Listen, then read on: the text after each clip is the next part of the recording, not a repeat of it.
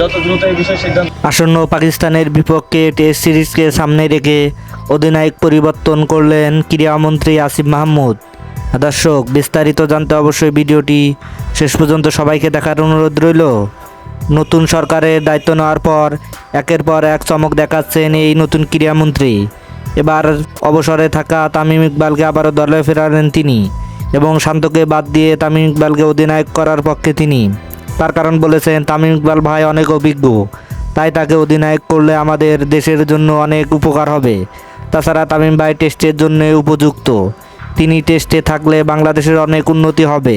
কিন্তু শান্তকে অধিনায়ক করা যাবে না, তার কারণ শান্ত অনেক তরুণ, তার অভিজ্ঞতা কম, তাই তো আমরা তামিম ইকবালকে আবারও অধিনায়ক করতে চাই।